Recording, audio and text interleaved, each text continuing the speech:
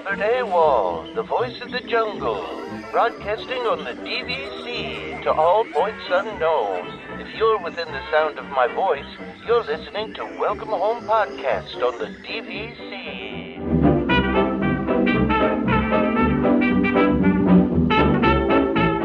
Hello and welcome home. This episode of Welcome Home is brought to you by DVC Rental Store. Thank you for joining us on episode 296 of Welcome Home, a Disney Parks and Vacation Club podcast. I'm Tom, I'm here with Trevor and Damon. How's it going, guys? Hey. Close to 300, man. We're getting close. I'm very excited about this. I'm so sad that you can't be there, Trevor, because it's and I don't expect you to come. It's too far. I know. Well, yeah, I know. It honestly wouldn't have worked anyway. Yeah. Because So just a little bit into my own life, my dog injured himself and has to have surgery. So I'm going to spend the next month having him recover from surgery. So yikes. So it's probably good that I didn't plan to go anyway. Yeah, that is probably good. But I do want to let everybody know. So we do obviously still have spots left. We do still have quite a few spots left. We have it's a pretty nice sized venue for this. So if you do want to come, it is March 29th at noon to 3. We're going to have, free food. We'll have giveaways. We'll have, an open bar, which is always a good idea. But, an open bar or... Yeah, an open bar. Yeah. Wow. Open bar. All right. Yeah. Please drink responsibly, everybody. Yeah, it's not the responsibility of Welcome Home Podcast LLC for whatever you do at your. Yeah, I don't want to see a news article day after. Oh, that's what happened. I'll make sure they cut people off. But yeah, so if you want to come, we have a link to go to. It is in our group right now that you can find it. WelcomeHomePodcast.com/300 event. If you want to go to the event, please go to that website, register, and we'll be excited to see you there. So we have the show gets published. What's that? Put the link in when the show gets published. So. Yes, it'll also be in the show notes. So look for that as well. Just a reminder: the tickets are free. We only are doing the ticketing so we can get a actual number of how many people are coming, because we do have to give that to our to the folks that at the venue. So that's the only reason we're doing tickets, but please know that we're not charging anything for this. You just have to request tickets. And listen, this is even though we're doing this at a beer garden here in Charlotte, it's an extraordinarily family friendly place. It's not like a I don't know. It's not like Disney Springs on the weekend at 12 o'clock. So I guess it's more like Food and Wine at 9 o'clock during the summertime. I've seen it quite a mess, but that's not this place. This place is very kid friendly. There's a playground. There's live music going on. It's very fun for everybody. Like, my daughter's probably going to come. If you want to bring your kids. That's fine too. We'll have everybody just make sure you register however many people you're going to bring on that site, and we'll be happy to have you. So again, March 29th. 12 to 3 in Charlotte here at a place called Old Mecklenburg Brewery, and it's gonna be a good time. Damon and I are gonna be there, and Trevor will be there via video remote. It's gonna be an interesting episode. I don't know, it should be interesting. I will say that my wife was like, she goes to me, she's like, are you doing like an episode there? And I'm like, yeah, we're gonna do a live episode. And she's like, how are you gonna do that? And I was like, I don't know. And she's like, well, shouldn't you figure that out before you committed to doing this? I was like, I'll figure it out. It's, we'll figure it out. It's just, but I mean, the whole idea is going to be, I mean, we're going to be there. We're going to be talking, but we want to talk to people that are there too. Right. So it's not just going to be us. It's going to be whoever's there. And so this is going to be a podcast that everybody comes to. I haven't decided though yet if we want to do this live on Facebook or YouTube or anything yet, but we'll talk about that. I mean, we'll have to actually think about. David just doesn't want to get caught on video. That's really what it is. There is no, yeah. Okay, that's fine. Also, to be fair, I don't know that their Wi-Fi would be capable of streaming. That's a fair point. Yeah. So we probably shouldn't assume that. We probably shouldn't, because I don't know how fast the Wi-Fi is going to be. Hopefully it's fast enough that we can actually do the show. But I assume it will be. I think we'll be okay there. Yeah. So anyway, come register. We do need to know, we need to know like initial numbers within the next 2 weeks here. So if you could respond by the 15th, that would be extraordinarily helpful to us, because we do need to kind of have a final count a couple weeks out. So Yeah, so please let us know as soon as you possibly can, and then we'll like I said, we're looking forward to it. It should be a fun event. All right, so I mean, there's not a ton of news. Go on. Yeah, but hold on. I need to go back because I was out. There's just two things that I just can't feel like. I mean, I feel like I can't miss talking about. I'm scared. No. Yeah. Just well, yeah. I mean, I have to talk about Lakeshore Lodge. Okay. I just really, I'm on board with this. I like it. I think it's a great idea. I'm glad they're paying some homage back to River Country. I wonder, though, is it going to turn into the resort because of that and become hard to get and a lot of points? I don't know, because I feel like we already have one of those. And does that then take away from Beach Club and make that easier, or does it make it harder? I don't know, but I'm excited. I really hope they have like something from River Country. Like I hope that we can really get something. Well, they usually put like whenever they build, but I want it to be in my face, right? Like make it in my face. I really just want the big wagon. Like if they bring the wagon, you don't want subtle. You want like a big tribute to. Yeah. I want the big wagon out that they used to have, the barrel wagon or whatever that was. Like bring that out. I'd be good. And then on the gaming venue, I think this is a good idea. Like I did like the NBA experience, but I think it was long in the tooth. The only thing is that unless we get the raft ride back, there was nothing better. Even that raft ride at Disney Quest, even if they brought it back now exactly how it was, I still think was like a blast. I want that back, which we're not going to get, but it should be interesting. But I wish we got the raft ride back. That was my favorite thing there. Just to go back to Lakeshore Lodge for a second, because we did talk about this a little bit, Damon, is having a lazy river and a giant pool going to take some of the pressure off Beach Club, or is it going to be just as popular? You know what I mean? I think it's going to be just as popular. I think the problem that we have now is that there's just too many people. Yeah. I get that. Yeah. You know what I mean? That is fair. Yeah. It's just, I think it's just going to be one of those things where it's just as popular, and that's that. Yeah, I think it could be a tough get. I mean, but that's the case for all of the resorts around Magic Kingdom are always, high in demand, I feel like. But even more so, though, because it's going to have the lazy river. And I wonder who it's going to bring. Like, the demand is going to be families. Is it going to be older people? Like, I don't know. Like, I mean, older people, I mean, like, just, singles, because it's got a lazy river. Like, I wonder what that's crowd it's going to be. Yeah. And the thing is, there's the difference between like a lazy river and an adult lazy river and like a family lazy river. Like, I just wonder what it will be like. So I always think and you might know this reference statement, but I don't know who else does. But when I was a kid, I would go to Dorney Park in Wildwater Kingdom. They had this lazy river that had like waterfalls that you'd have to go under, and like things that would bubble up underneath you, and like my uncles used to take my tube and like hold me under the waterfall as uncles do, so like I doubt it's going to be like that, though. I feel like it's just going to be like a straight up river, right? I think so as well. If you want that, you got to go to Blizzard Beach, because they have all that stuff at Blizzard Beach. Yeah, so I mean, and that's the thing, they don't want to necessarily take away from that, right? So, but yeah, I see.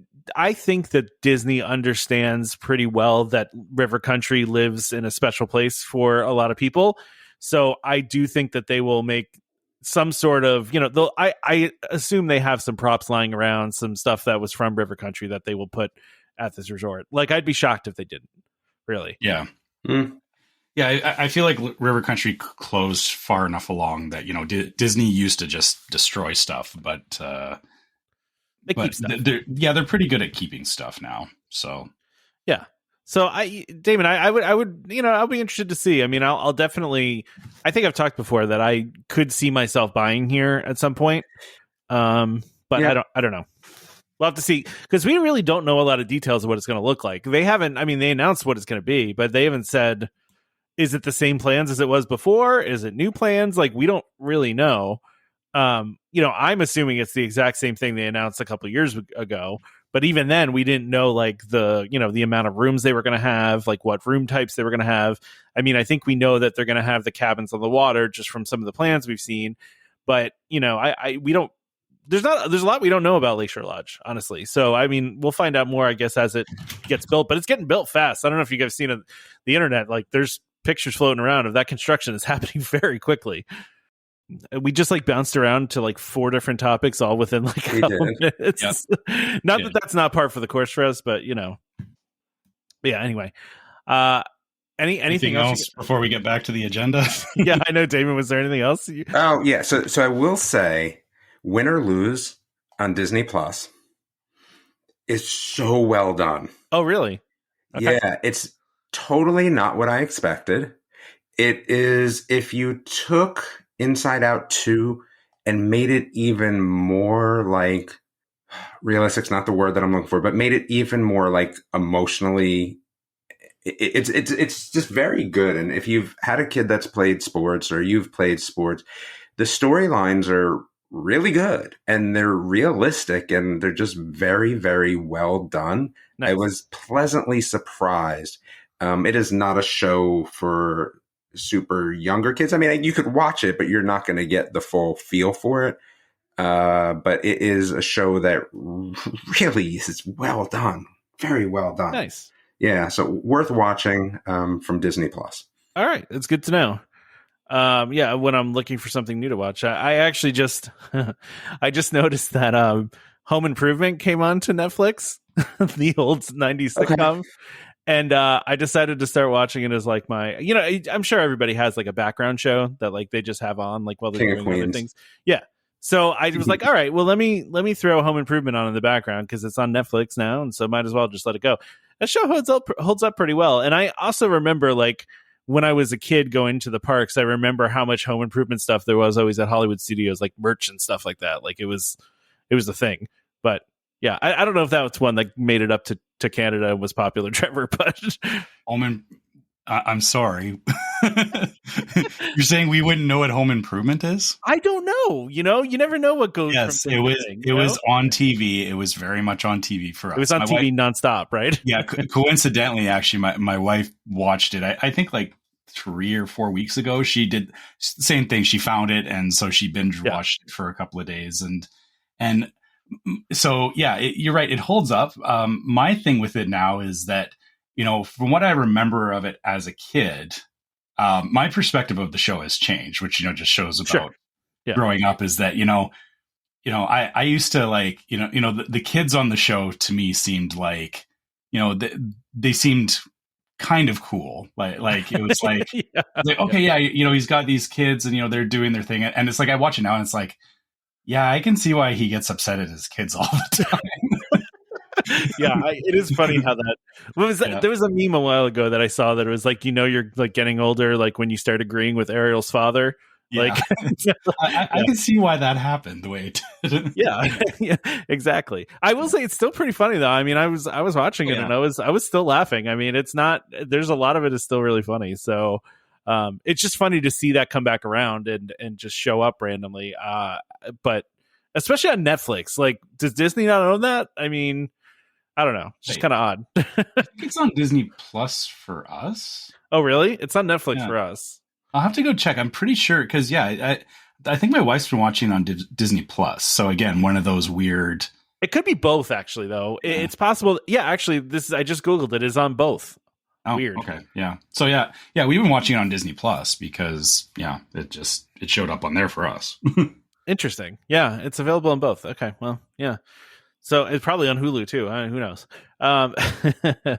But yeah, it's funny to me. I sometimes miss the days of when shows were like 24 episodes in a season, like, because you don't really get that anymore. Like it's very rare anymore, but it used to be every show was like 20 to 24 episodes every season.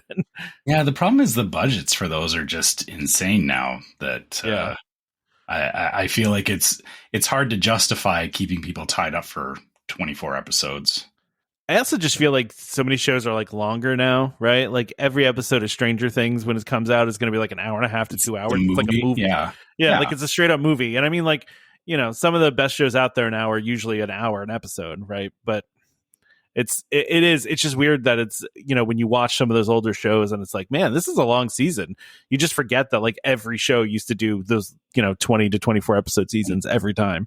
And you actually bring up a good point about like the length of shows. Cause like if you watch Home Improvement, like each episode is like 20 to 25 minutes. It's like 21 minutes. Yeah. Yeah. Because they, we forget about that. There used to be like tons of ads sandwiched, like there were so many commercial breaks, right? Oh yeah.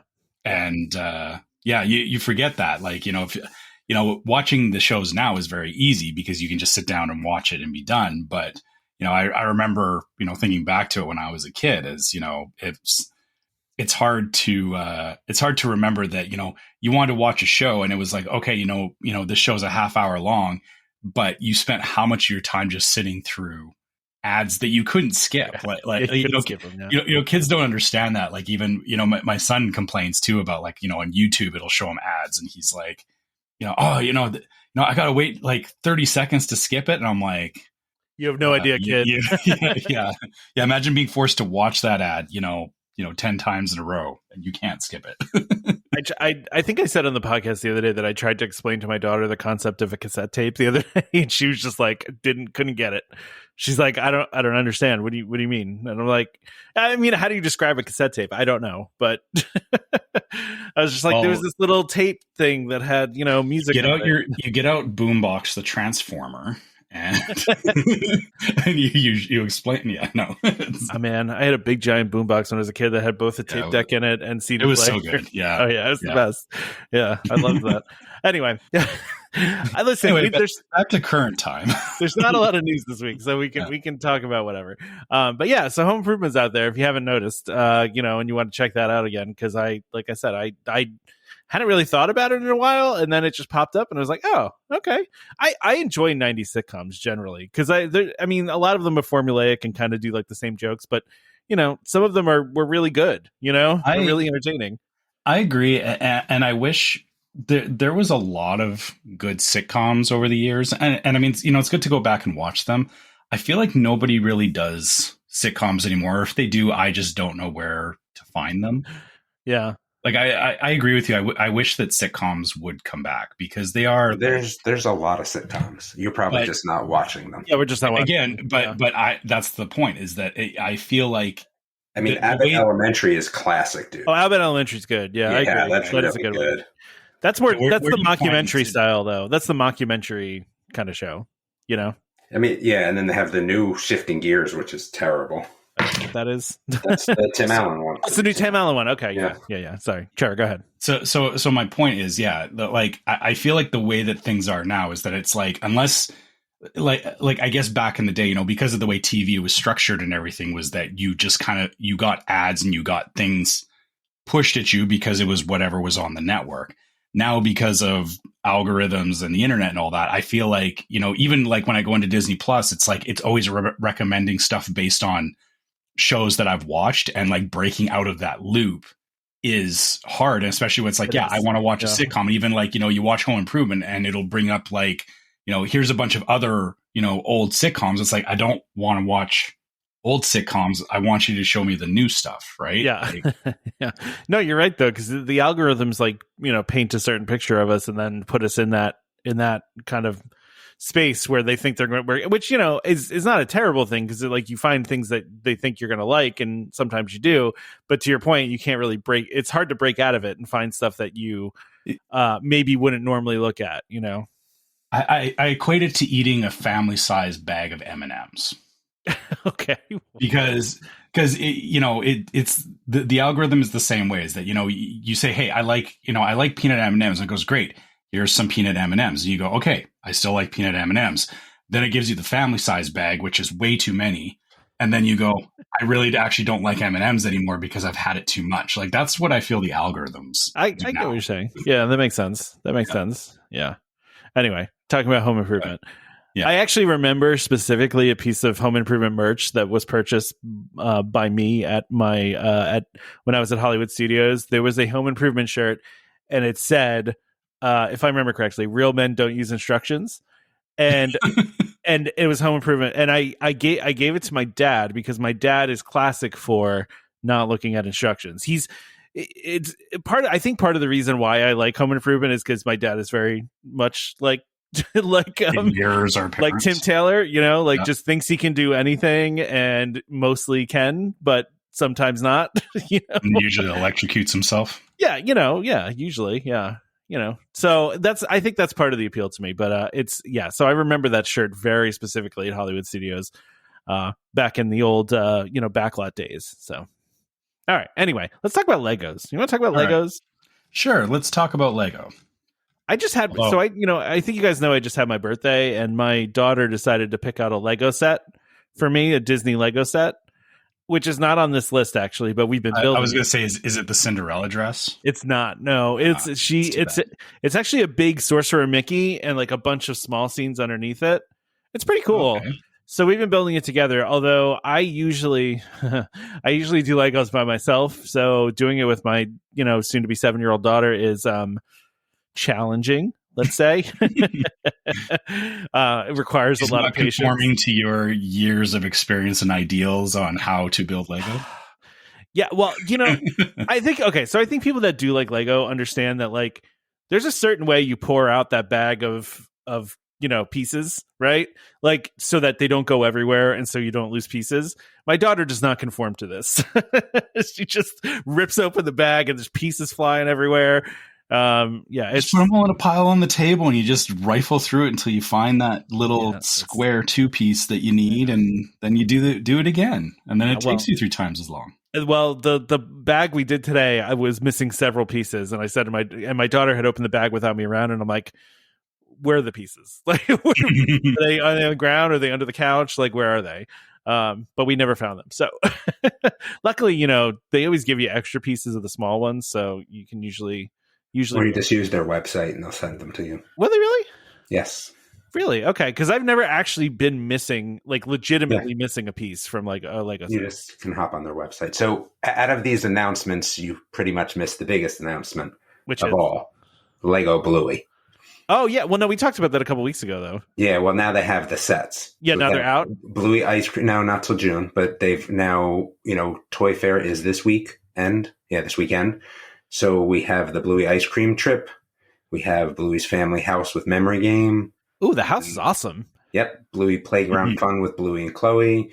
Bluey's beach and family card trip, and Bluey's family house. I have to say, I'm a little disappointed. I know these are, Bluey's ostensibly a child's show, but I would have liked. Don't. Well, you know what they did come out with? They just announced is they have this River Steamboat set. Which is steamboat. Yeah, so it was just announced at Toy Fair. It's this huge steamboat. It's over 4,000 pieces, and that looks awesome. That's up my alley. It looks really, really cool.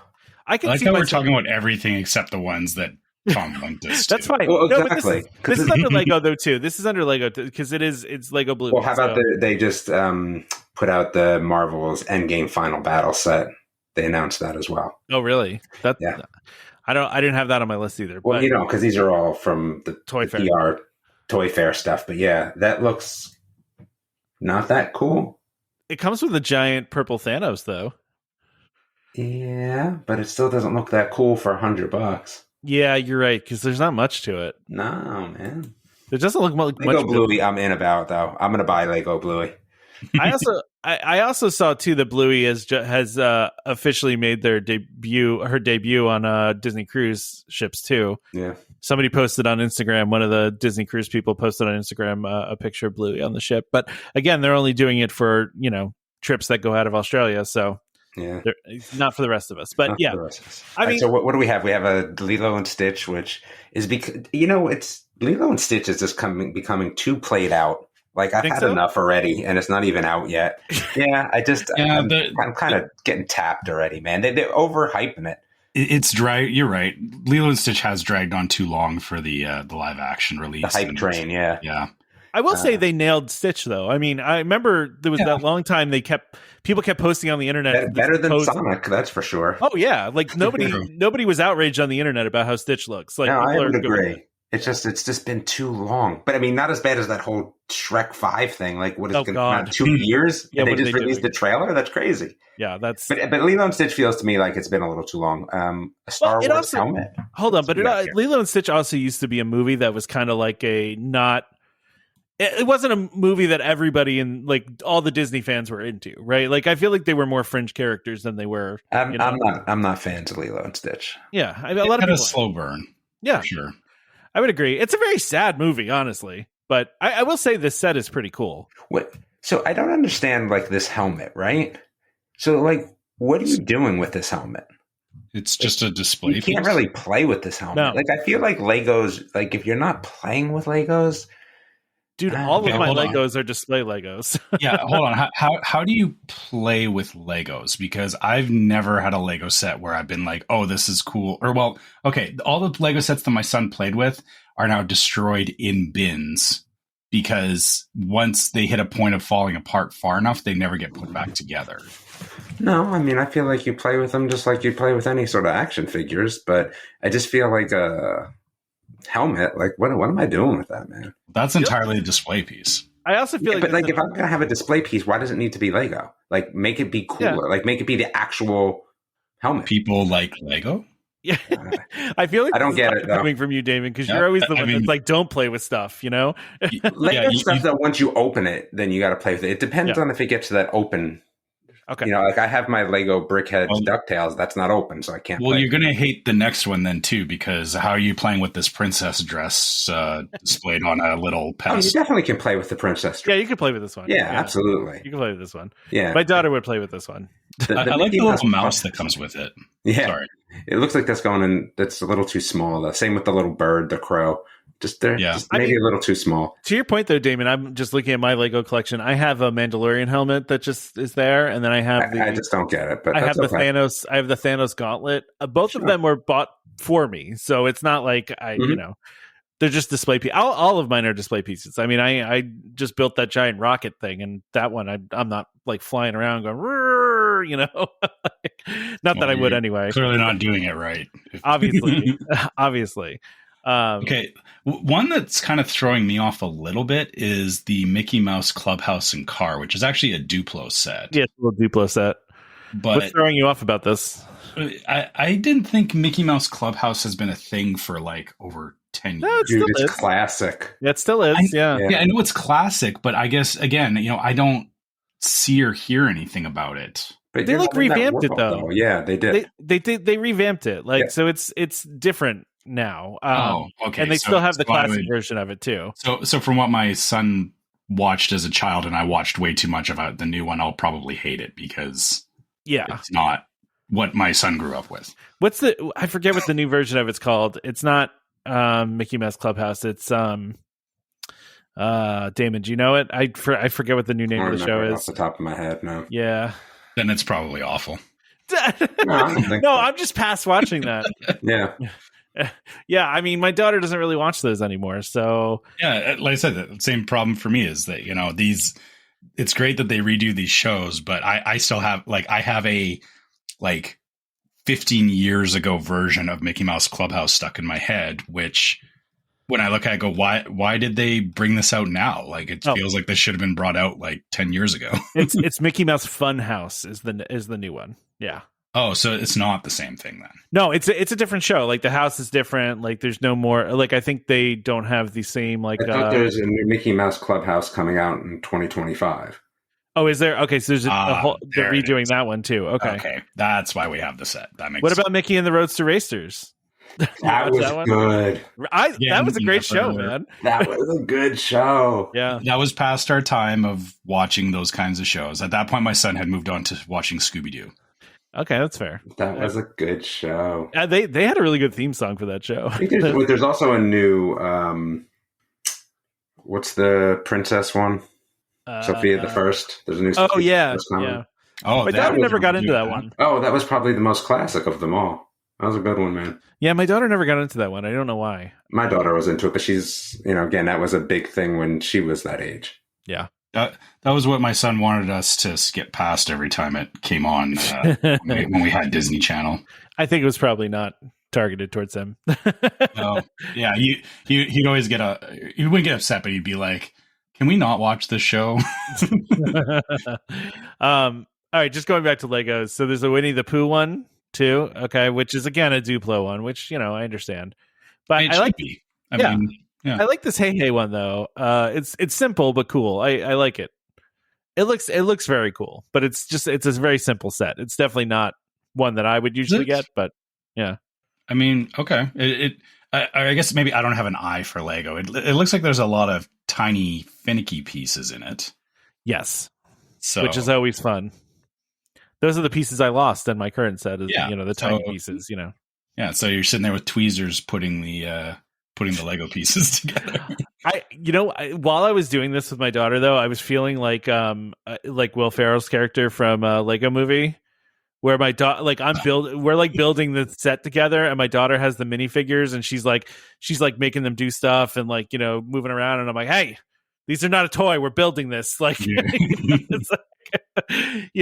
was his character's name? Something Business. Yeah. Oh my gosh, what was it? I haven't seen that movie in a while. Emperor Business or something. Yeah, President Business. Yeah, whatever it is.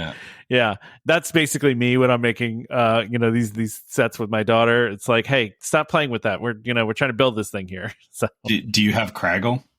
I do not. No, I do not. I don't do that with all of my sets. Yeah, I don't know why. I guess I could, but anyway. All right, let's move on from Legos. Right. We've had enough Lego. Yeah, I mean, and I don't even know how much we want to talk about this or not, because I don't know how much I actually care. But I posted this in the Discord, and there was a lot of discussion around it, so I figured we'd bring this up. But for those that don't know, Kathleen Kennedy runs Lucasfilm, basically. And she's been, had a mixed record over the years here. I know a lot of fans are not a huge fan of her, and there's been some pretty heavy rumors that she was going to retire. But now she's coming out and being like, no, not going to retire. I'm going to keep going.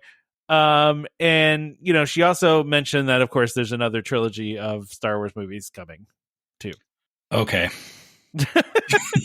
Well, so what we talked about in the Discord is that that guy Dave Filoni, right? Who fans seem to actually like, because he made a lot of the stuff, most recent stuff that people like. He's like the chief creative officer over there, so a lot of people assume that he was going to kind of take her place. But that's fair. Yeah, I mean, I feel like would placate some of the fans, because I know fans like him. Well, but I guess the hard part, is disassociating disassociating the person from the creative output. Sure. Because, he may be the chief creative officer, but that doesn't mean that he's necessarily had his hands in everything that has gone on. The same thing with Kathleen Kennedy is, people assume that, because she is, heading up Lucasfilm, that, all of the bad films are her fault. Right. Yeah. So, true. I mean, I guess it doesn't matter who's at the front necessarily, as long as the final product is something that people like. So, maybe Kathleen realized, maybe she saw the feedback from some of the stuff that was done, and maybe she's changing her tune. And the hard part too is, you can say, well, it was him that did it, but you actually don't know, we don't see behind the scenes as who's actually making final decisions on some of these shows and stuff, right? So, she did say that she's not retiring, but she also said that they're searching for a successor for her, right? So, which is fine, But the thing is, they still have to be, or I guess they don't have to be producing stuff, but they will still be producing stuff while she's looking for a successor. And I mean, I guess we'll wait and see. You said. I'm sure everyone could probably hear it through the show that my eyes hit the back of my head when you said there was another trilogy, because, do we really need another trilogy? Could be good. You never know. Yeah. I mean, it could be good, but do we need another one? Why don't need half the things we have. Yeah. Why does it have to keep following the same formula would be my question. My wife had the same opinion about the Wicked movie, even though she loved it. And she's a huge Broadway fan. And she was like, did I really need this? No, but she still enjoyed it. You know what I mean? Fair. But I get what you're saying though too. The interesting thing though is I think she's setting herself up to be not like a consultant, to kind of do what Iger did when Iger retired the first time, where he was he retired, but he was still on the board, because she's saying here that, a succession announcement would be made months or years out, and she has every intention of sticking around to help that person. So it's going to be like an Iger situation, where Iger was still floating around while Chapek was, was trying. CEO. Yeah. trying to be CEO.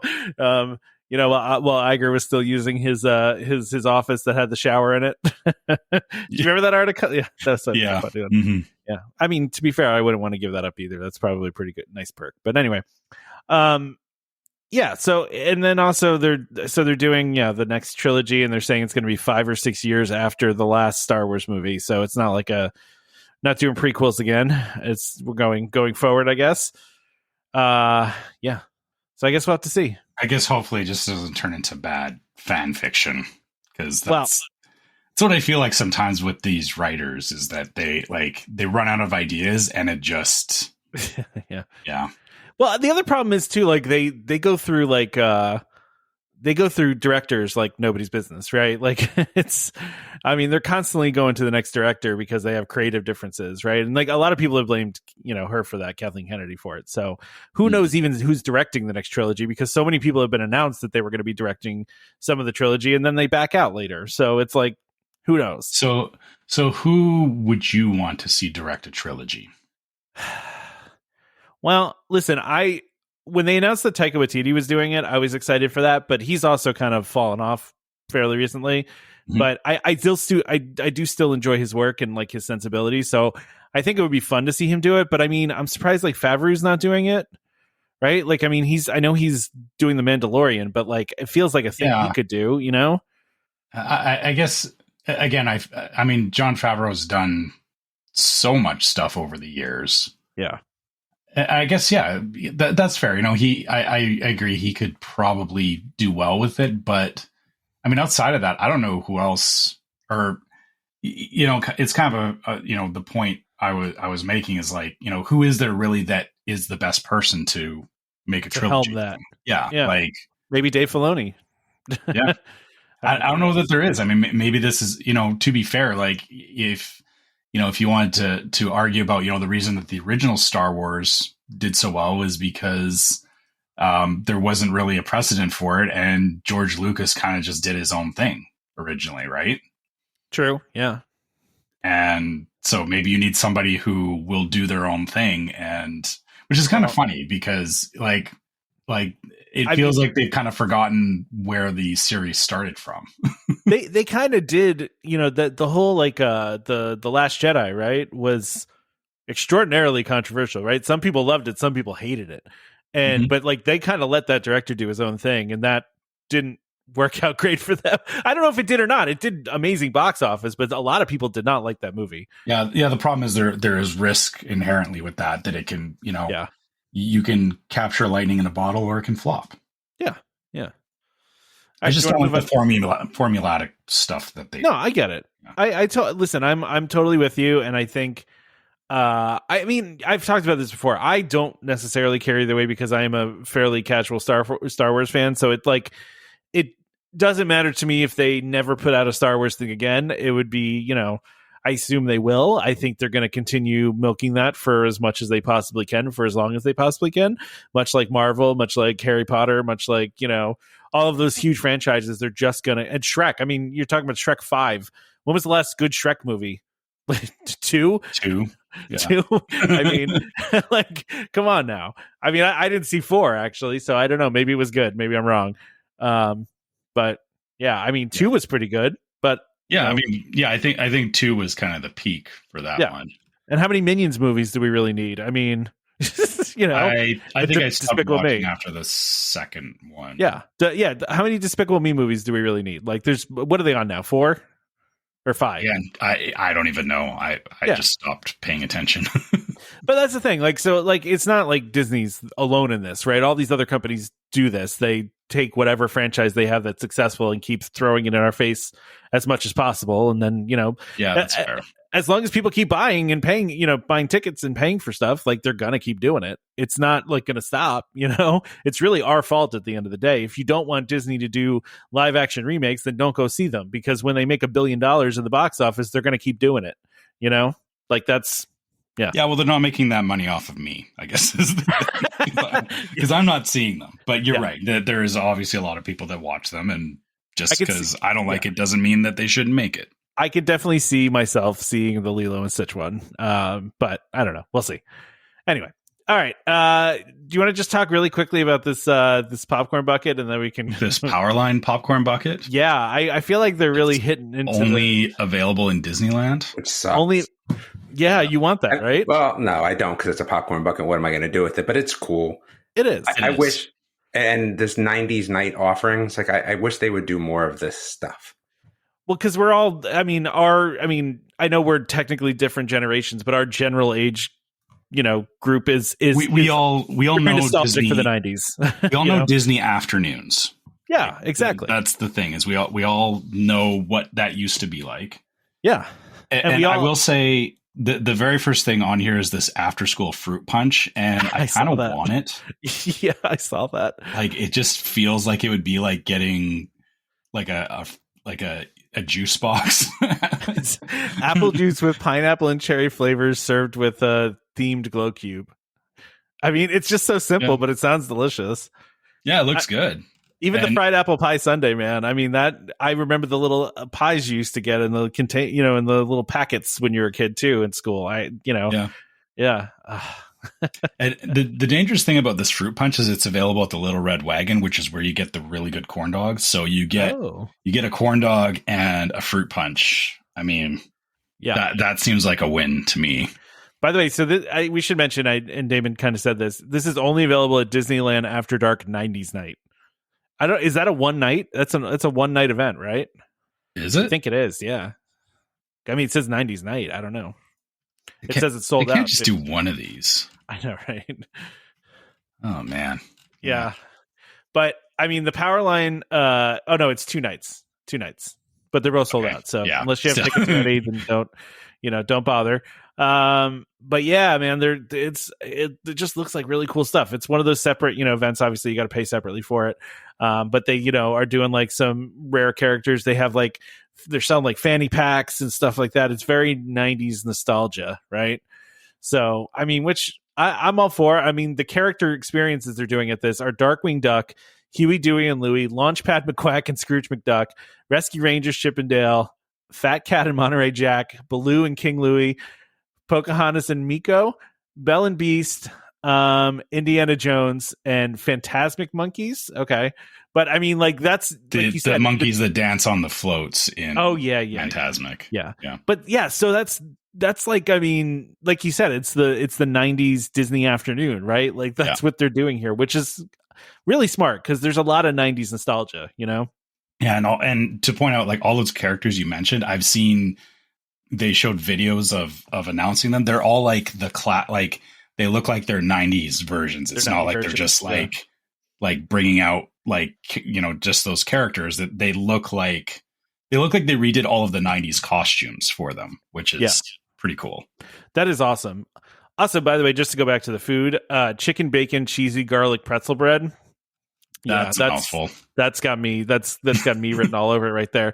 I would eat several of these if needed, if I could. But I should point out that they do say in here that the popcorn bucket is only available at the Disney After Dark 90's Night, but then will later this spring be available to everybody. So they're doing an initial launch, see how popular they are. And I think it's maybe the same thing with the food too, is that I'm wondering if they're going to see what stuff really hits at 90's Night, and then you'll probably see a lot of it come back later. Yeah, that makes sense, actually. Yeah, it's almost like a testing ground, right? Like they're testing it out. It's a smart way to do it. You give people an exclusive menu for an event like this, but then you also get feedback on what was really popular and what was not, and then the stuff that's really popular comes out later. Yeah. I'm also looking at this Monte Cristo pizza and the orange glazed chicken bowl. I want all this food, man. I want all of it. It all sounds. I want all the food and I want all the drink. If anybody listening to this is going to 90's Night, please let us know how it is. Chicken and funnel cake sounds really good. It does, right? Salty sweet. It's basically chicken and waffles is what you're doing, but you're doing like a take on chicken and waffles. It's with a funnel cake, which is way better than waffles. That's fair. Oh man. Yeah. And then this very, very cool Powerline popcorn bucket. I want to see it on somebody because I feel like I can't tell the scale of it, from the picture. I imagine it'll be about the same size as like the Figment popcorn bucket. Okay. That makes sense. That's what I envision. So yeah, that makes sense. That makes sense. All right, so let's do our ad, and then we're gonna lose Dan because we're gonna do food time. We have some overdue food time, so we do several. This is Damon's cue to leave, or after we do the ad, of course. So this week our sponsor is DVC Rental Store, which DVC Rental Store is a World of DVC company that offers magical vacations at incredible value.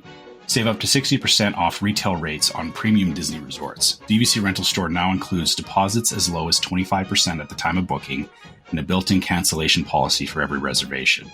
As always, DVC Rental Store pays out the most to members looking to rent their points. Want to learn more? Go to dvcrentalstore.com/welcome home or call 1-855-DVC-RENT. That's 382-7368. And when you speak to them, be sure to let them know that Welcome Home sent you. All right, here we go. All right, do it. What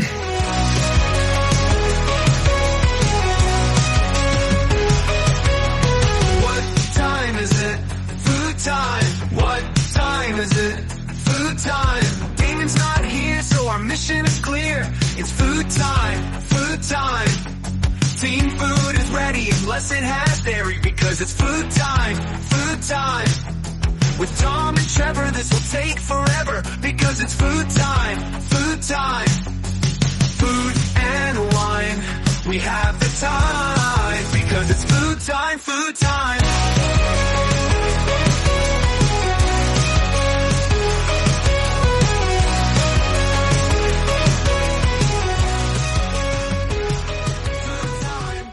I want to mention, Trevor, that I have written lyrics for a Disney Cruise News one. I have not recorded it yet, but I have lyrics for a Disney Cruise News song that is based on the SpongeBob theme song. Oh no! So I just have to record it. But I've got a song ready there. And unfortunately, here's the thing: you can't really. I mean, I'm gonna have to do it myself because I can't really replicate it via AI. So it's gonna be fun. It's gonna be fun. Yeah. Do we want to do Flower and Garden first, or do we want to do California Adventure first? So okay, I feel. I mean, we've been putting off California Adventure for a couple of weeks. Yeah, so we want to start there. Yeah, we should probably do that first. And I don't know how much of it we need to necessarily. Oh wow, there's actually a lot of new stuff. There's a lot of new stuff. Yeah, but I mean, Flower and Garden is going to be especially good too because you're actually going to be there for Flower and Garden. So this is like important to you because you need to know what food to eat. So that's true. So yeah, I think maybe let's start with the Disneyland stuff and we'll finish with Flower and Garden. I'm already telling you everything on this first image I want to eat. So the lemon pepper wings is the very first thing you're starting with. Wow, yeah, that looks tasty. Delicious. Yeah. To be fair, to the right though, I thought that was chicken. It's actually a sloppy Joe, I think. Yeah. Really? A sloppy Joe with impossible beef. It looks like chicken. That's a very neat sloppy Joe, which I feel isn't. That's not right. No, it should be dripping off the sides. Yeah. There should be someone's hand in the picture covered in sloppy Joe. Or it should just be naturally falling off the bun. Like it's a little too staged for me. It looks like they like wiped around the bun to make sure there wasn't even any sauce going elsewhere. But also I guess it is a slider too. Yeah, so I guess at scale maybe the sliders don't get as sloppy as a proper sloppy Joe. Yeah, I would agree with that. Yeah. Okay, so that's still both good though. Yes. Both good options. This is over at California Craft Brews. There's also a bunch of drinks there, but we usually don't do drinks. We usually do food. So if you want to see the drinks, click on the link later. You go look at all those. Cluck-a-Doodle Moo. Cluck-a-Doodle Moo. I like the name of this place. Is that just a booth name? Like that's not a regular like place at Disneyland, at Disney California Adventure, right? Because I haven't been, so I don't know of these weird names. As far as I know, that's not a regular place. I've never seen this name before, but it's a great name. It could be, yeah. It's a great name. But yeah, the big thing they have, or the big new thing they have, is an asados, which is a grilled skirt steak with chipotle chicken and Spanish rice and salsa verde. That looks delicious. Just looks like a big old like Fred Flintstone piece of meat. Yeah, 2 pieces of meat really because it's chicken and it's steak. So it looks delicious though. I mean, I would eat that. Yeah, I like how this like the sloppy Joe is like 2 put together, and this just looks like they threw stuff on a board. Yeah. It's like the total opposite. Yeah. Just like, just throw the chicken and steak on there. Who cares? Like, and like I know that it's like a presentation thing, but it's like it's just on a slab of wood. Pretty much, yeah. It's just on a slab of wood. Yeah. And when you probably get it at the park, it's going to be in like a paper bowl. Like, probably a paper plate. Yeah. They also have a drink here too. It's a passion tea cocktail. I know we don't usually do drinks, but that sounds pretty good. Pineapple rum dark. Yeah, pineapple rum, dark rum, passion fruit syrup. I always get this wrong. The word acai, right? Black tea. Acai. I think it's acai. Yeah. Black tea and lime juice garnished with a Luxardo cherry and pineapple wedge. That just looks kind of delicious. I feel like I'd drink that. And I'm not a drinker, so I feel like you need to find a good lounge chair if you're going to drink that. I would agree with that. That feels like a chilling out on a launch. Yeah. That's a good place for that. I like that. Yeah. All right, now down to Garlic Kiss, which is a great name for anything because I do love garlic. And the thing we have here is a sirloin Gruyere mac and cheese with black garlic chimichurri and garlic butter crunch. Ooh, wow. Okay. I mean, that's a lot. Yeah. I feel like if you're going to eat here, this is not like a first date kind of place. What are you talking? Lots of garlic. Yeah. Oh yeah. I mean, you're right. It's a rough one, I would say. Yeah. By the way, this festival is going on from February 28th through April 21st. So this one's already started a couple days ago, but if you're going to go to California Adventure anytime between now and April 21st, then you got more than a month to go and enjoy all these. Yeah, exactly. Yeah. Let's move ourselves down to Golden Dreams here. Yeah. Golden Dreams has a musubi fried rice, which is it says an Aulani Resort inspired steamed rice with egg, glazed spiced ham, umami mayo, and furikake. What is that? That is the green stuff on top, I believe, which is like a seaweed. Okay, I'm looking it up right now. Okay, I'm pretty sure it's seaweed. It consists of a mixture of dried fish, sesame seeds. Oh, the overall dish. Oh, yeah. Okay, I see that. Yeah, it's a dry condiment sprinkled on top of cooked rice. So yeah, it's that stuff you're talking about. Okay, interesting. I didn't realize there's fish, but I guess I always thought it was seaweed, but yeah, it has like a fishy taste to it. But yeah, good if you're into that. I know that's not for everyone, but yeah, I'm down with the next thing: cherry cobbler, pâte de crème.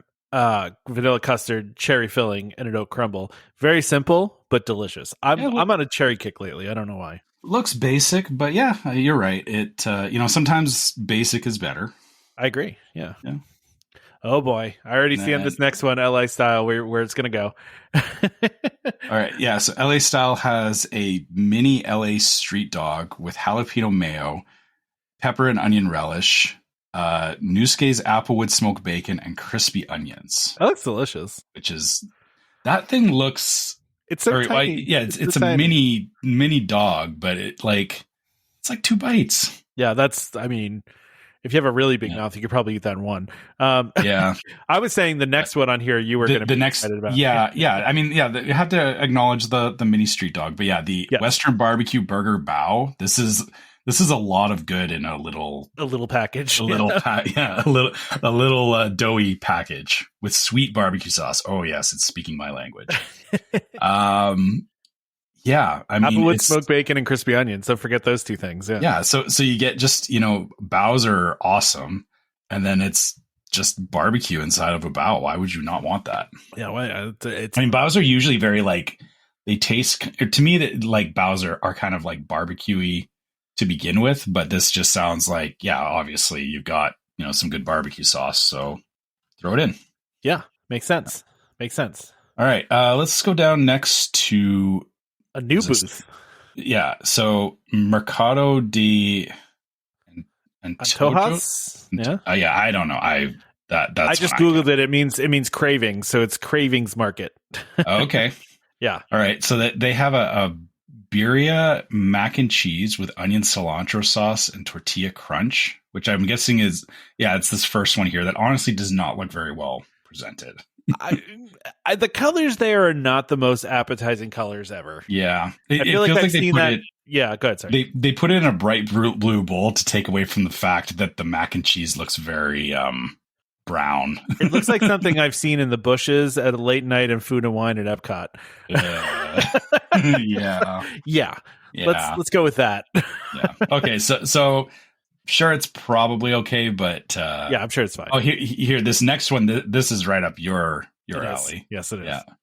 Yeah. This is a tres leches cake, cafe de olla infused tres leches topped with, oh my gosh, there's so many words here I don't know.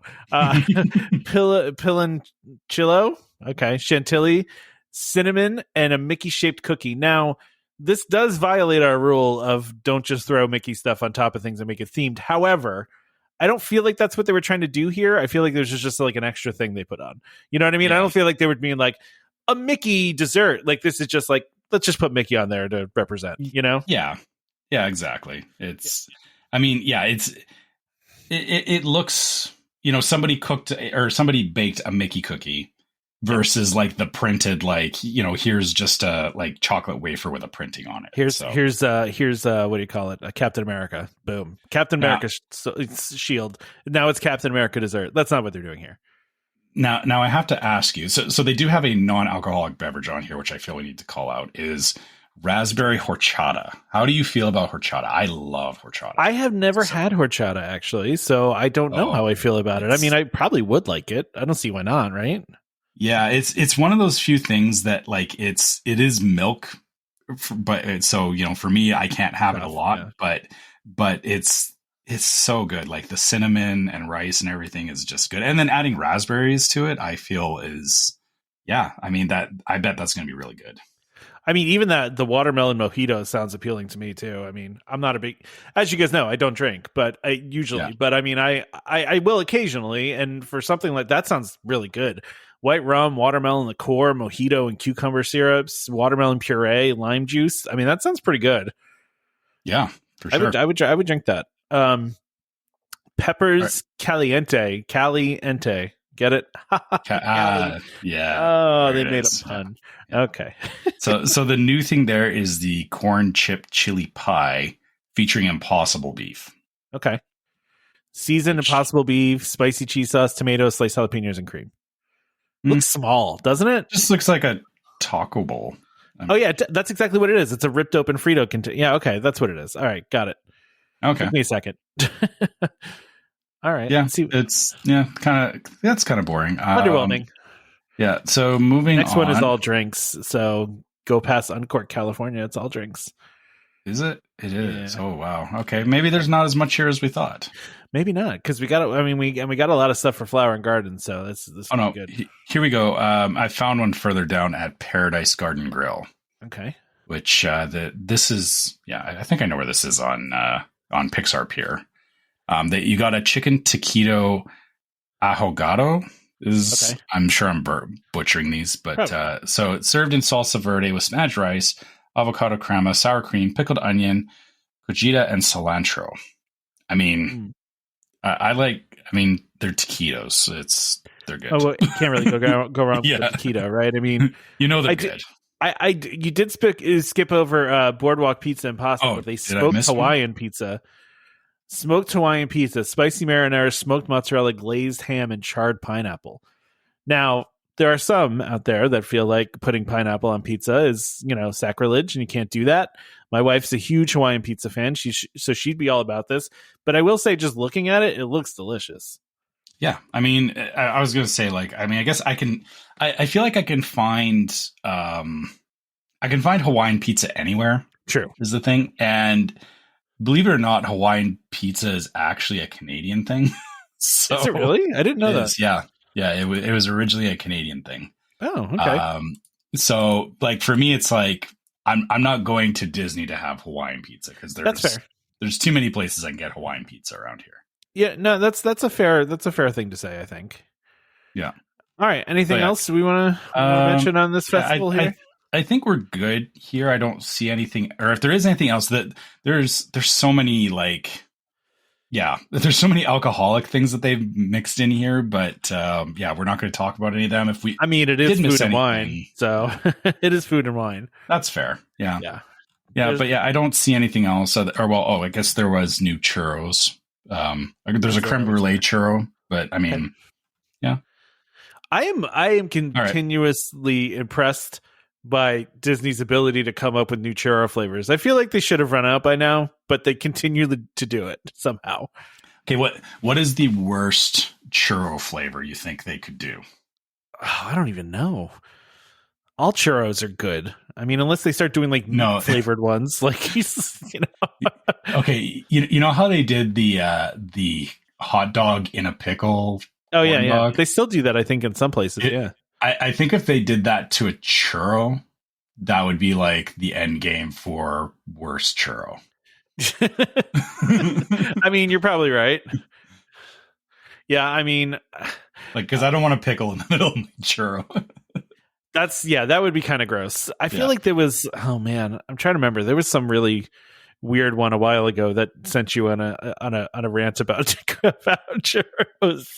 I'm trying. I mean, I know they've done some weird ones. I don't know if there was one that was like absolutely the worst. It's worth mentioning that Blue Ribbon Corn Dogs on the boardwalk still does the pickle dog. So, which is fine, but like, you know, that's expected. I don't want a pickle in my churro. Keep your pickles out of my churro. Yeah.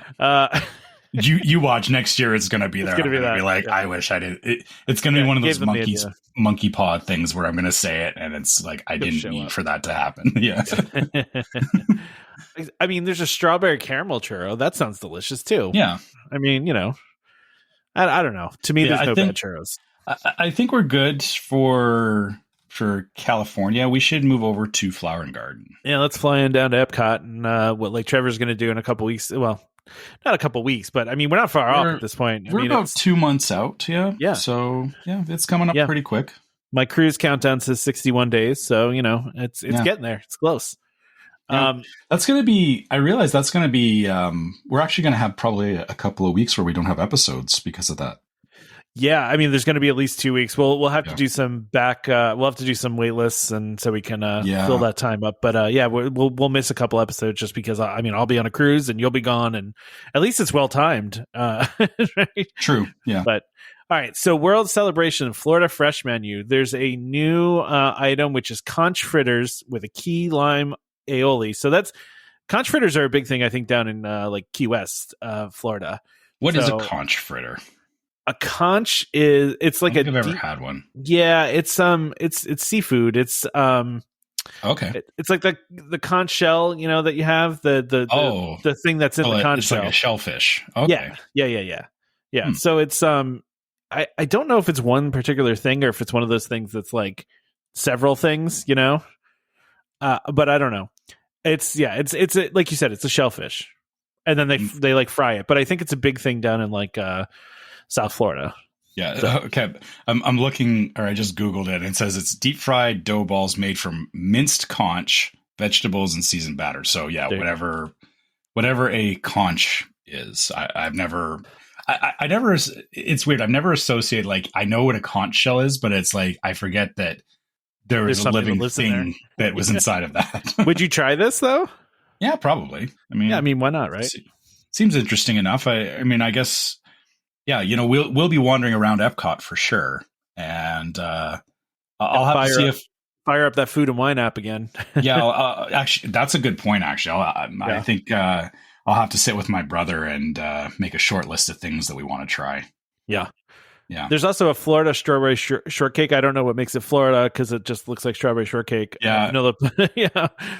It looks. This looks like something I would pick up at the grocery store. Yeah, pretty basic, pretty straightforward. Not doing it for me. Okay, let's move on to Epcot Farmer Feast menu, which is Communicore. These, I think a lot of these are going to be in Communicore Hall now. I feel like they're trying to push it as the place for all the stuff. So we have grilled asparagus with pancetta bacon, spring peas, frisee lettuce, truffle sherry vinaigrette, and soft poached egg. That is fancy. It does. That looks a little too fancy for me. Yeah, that's a little. That feels like it's a monocle item right there. Yeah, it is. I mean, I'm going to eat my tiny. It looks like a tiny little egg on top of some spring mix.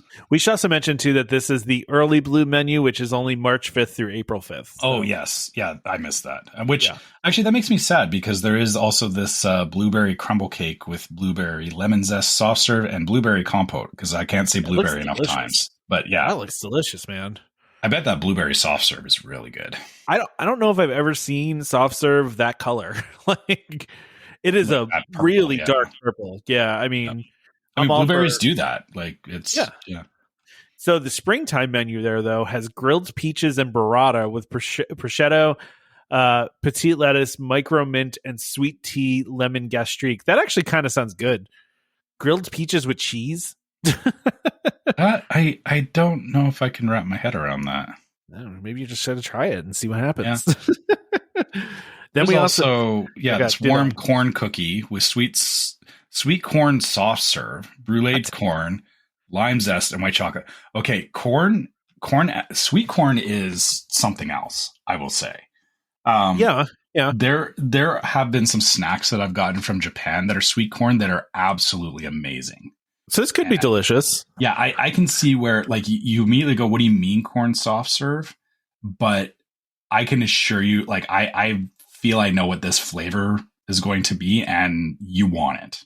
Like it's good. We should also note this again. This is only April 6th through May 3rd at this booth. They changed. So I'm still not having these. Oh, now we're on yours. Okay, we're on yours. Okay, EPCOT Farmer Feast menu is. I'm not liking this place now. They're stop switching it up so fast. Okay, so May 4th through June 2nd, we have heirloom tomatoes with fresh mozzarella and shallot vinaigrette, sourdough croutons, pesto, micro basil, and balsamic pearls. This is so boring.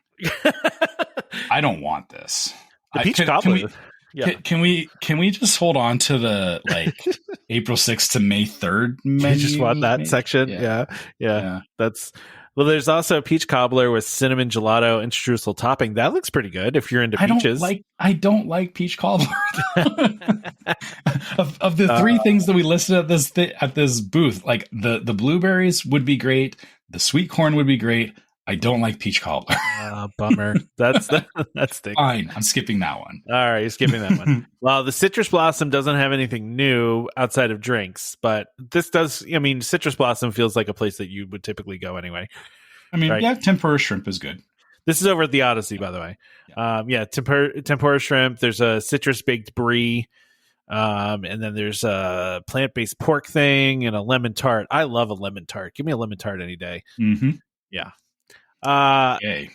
A new one. Beach Grub. Yeah, so Beach Grub is on the walkway between World Showcase and the Imagination Pavilion. Okay. I know where that is. Yeah. Yeah, the very first thing they have is a seafood bake, which I know is not your thing. Not my thing, but maybe yours. Shrimp, mussels, clams, andouille sausage, red potatoes, corn on the cob, persilade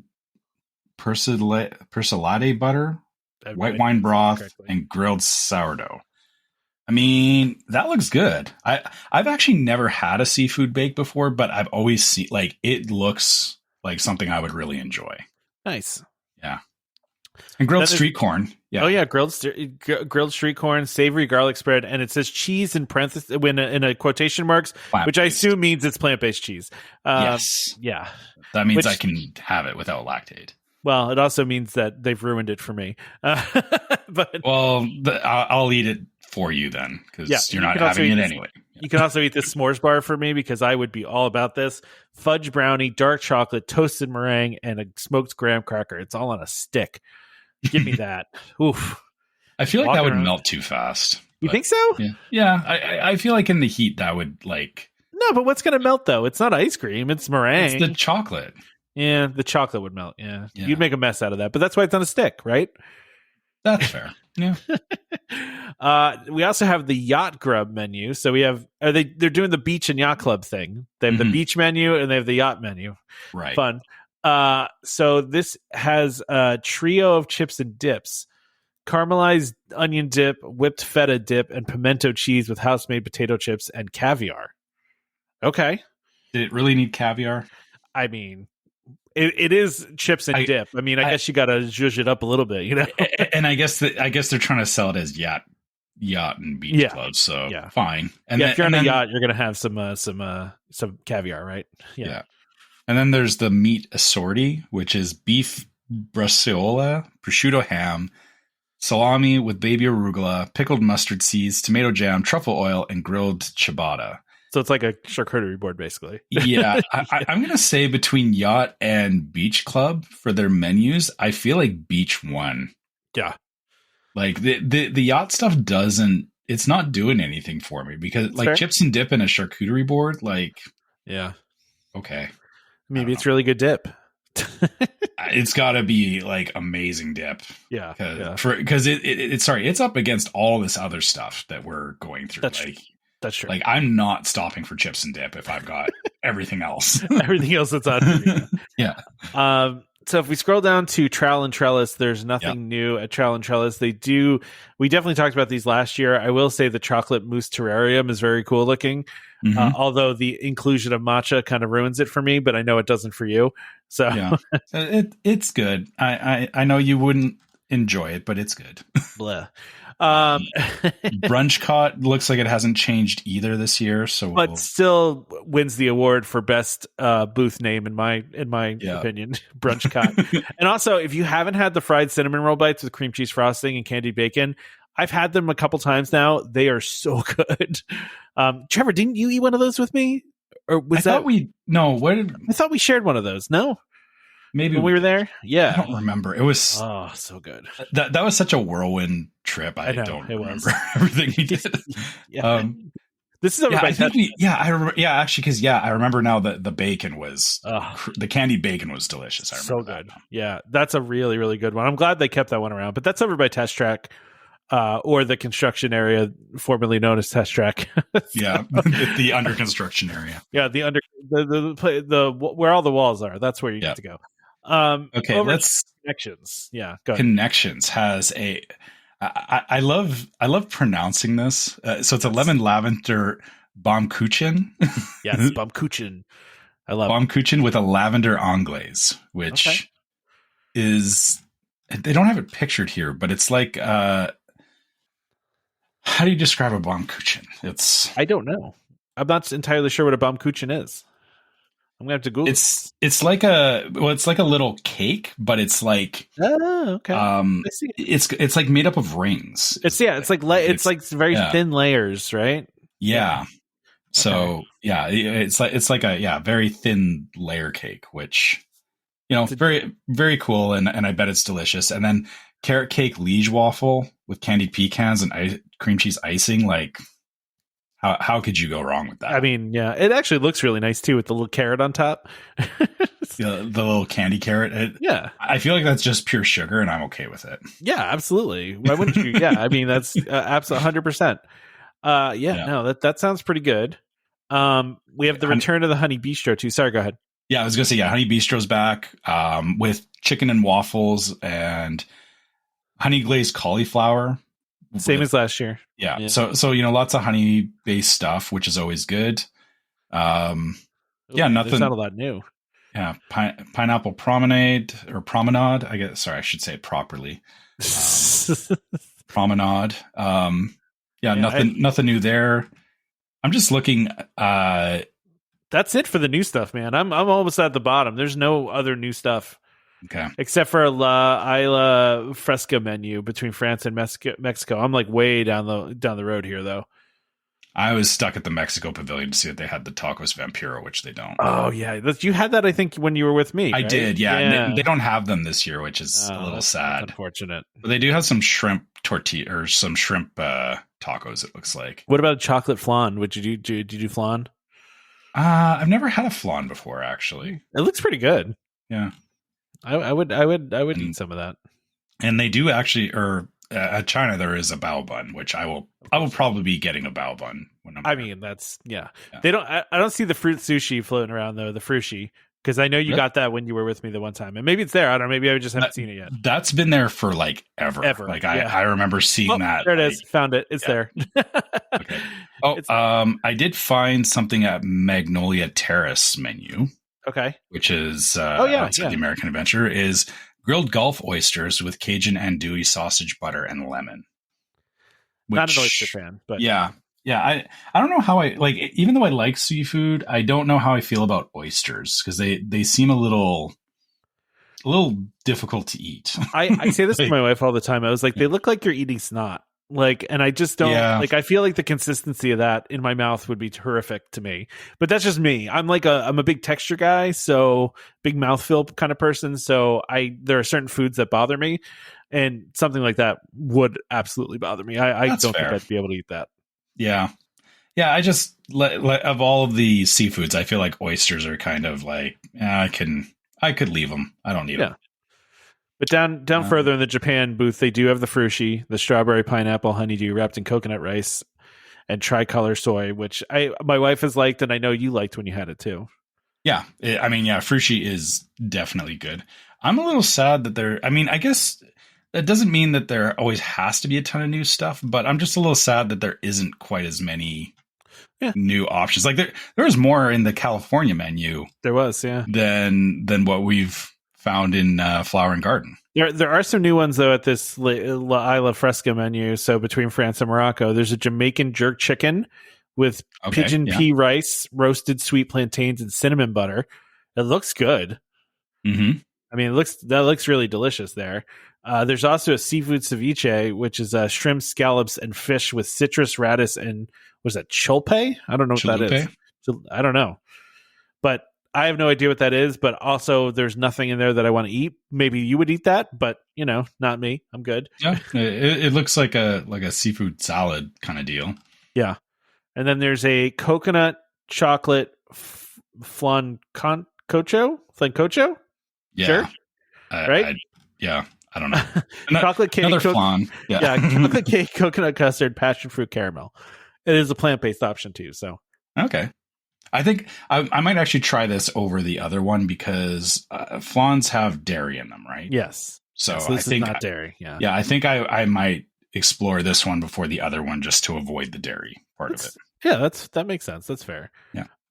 Looking at France here, nothing new at France. But there's some of the old stuff that they've had, and I mean, there's some good looking stuff on here, but there's nothing new. Yeah. None that Tom wants to pronounce. I mean, listen, I'm not going to try to pronounce any of this, but a warm chocolate hazelnut cake always sounds good to me. So you do chocolate hazelnut anything, I'm going to eat it. Gâteau au chocolat chaud à la noisette, I believe is how you pronounce that. Yeah. That's listen, I'm glad that you tried. Yeah, I mean it. More French than I do. I do use French occasionally, but where I live, there's not a lot of French speaking people per se, but it comes kind of the main French Canadian area, right? Like no, I'm not. Yeah, no, that's Quebec. If you want to speak French, you go to Quebec. Exactly. Oh, look, there's a new poutine, Trevor. Oh, yay! Province. Okay, this one looks a little bit more legit, though. No, it has some. Well, no, that doesn't have curds on it. Seasoned herbe de Provence, seasoned French fries, goat brie, lavender honey, hazelnut croquant, and fresh lavender. That is a really interesting looking dish. What about this is poutine? Because I don't see anything that.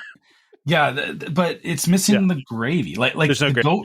The goat brie, I could be like, okay, you're using that to substitute for the cheese curd. Maybe the honey is like a gravy? No, it's not. I'm not saying it is. I'm just saying that's maybe where their mind's at. I don't know. This is just like fries with flowers on it. Oh, man. I just love every time they put a new poutine on there. Just well, because it's so like... I know. Why? Why do they do this? Yeah. Well, this is like if AI was given describe poutine to make a picture of poutine. Yeah. Give me a recipe for poutine and AI just I found some stuff on the floor. Here you go. I will say down at the Canada booth though, the chocolate maple whiskey cake looks delicious. Mm-hmm. Like that. I would eat that for sure. Just solid dark chocolate cake. Yeah. Yep. Yeah. Just that looks delicious to me. And actually that's really it. I think that's it. We've finished all of them. Yeah.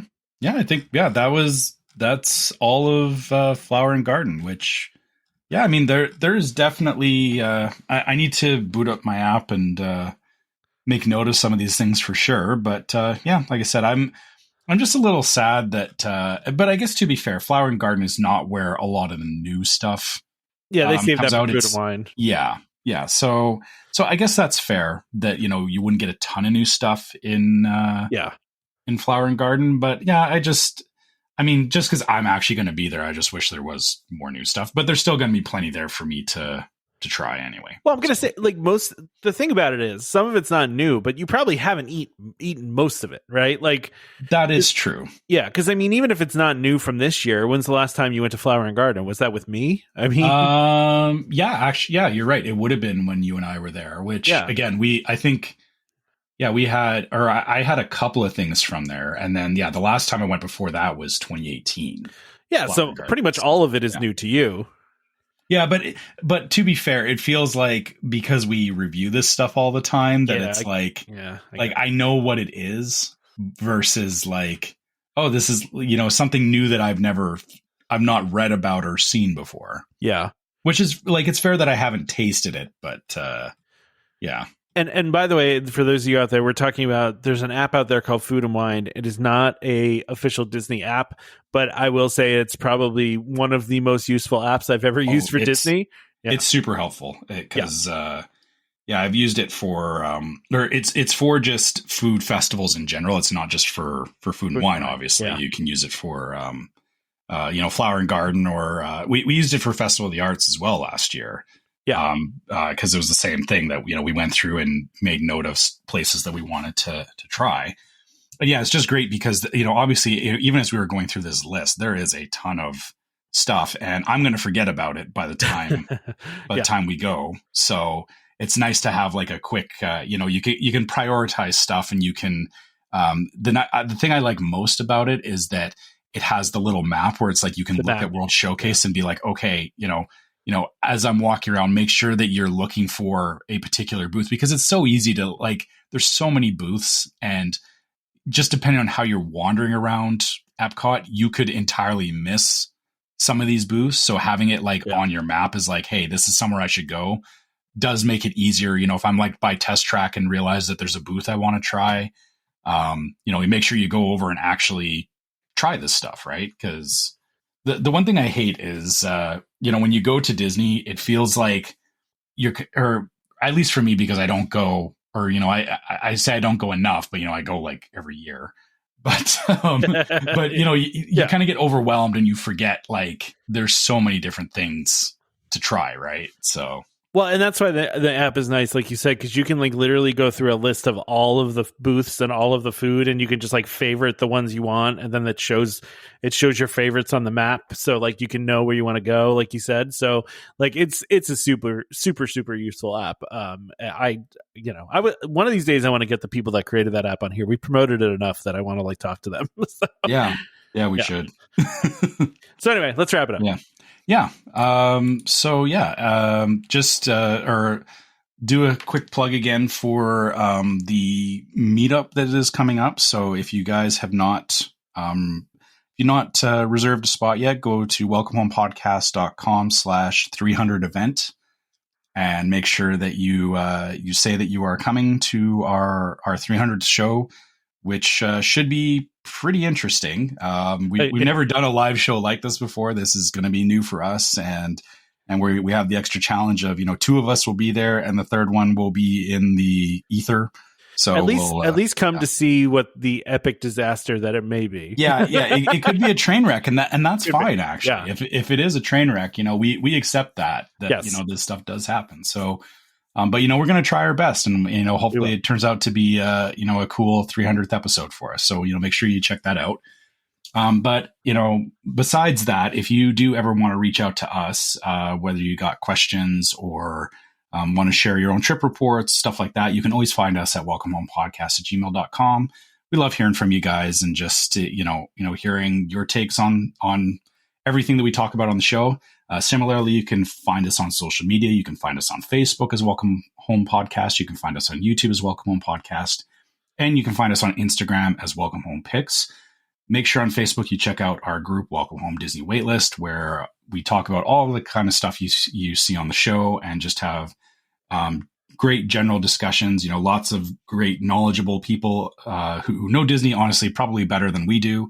Yep. And we just love having we love that we have a Facebook group where we can talk about all this kind of stuff. So make sure you check that out if you haven't already.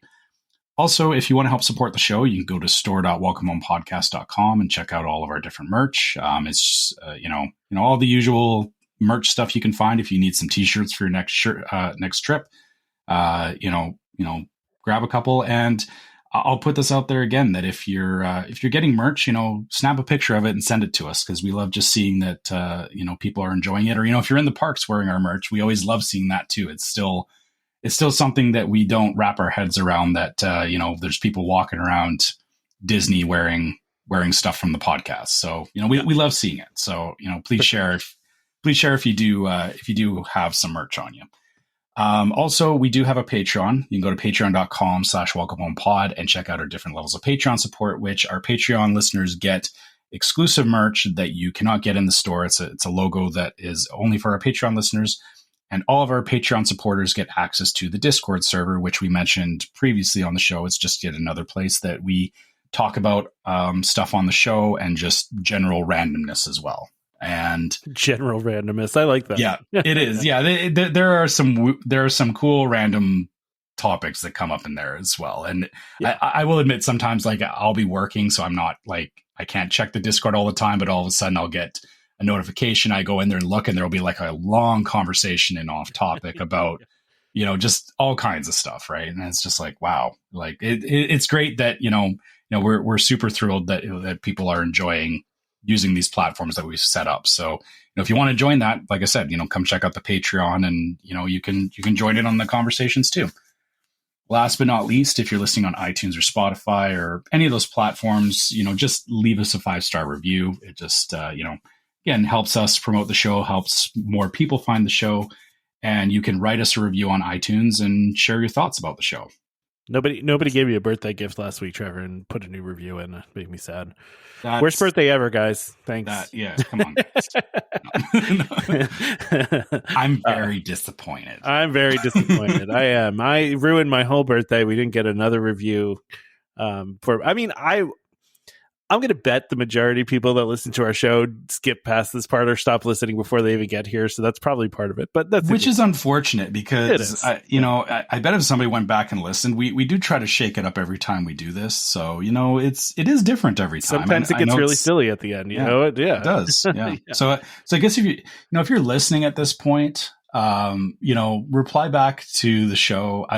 What should be the secret word? The secret word. I like it. Okay. What's a good one? Does everybody have to scream when you say the secret word? Is that something not scream, but just or write it in the group, in the wait list. There you go. I like that. If you've listened this far, I'm trying to think of a reference. Well, either no, it should just be random, but just say refrigerator. There you go. Okay.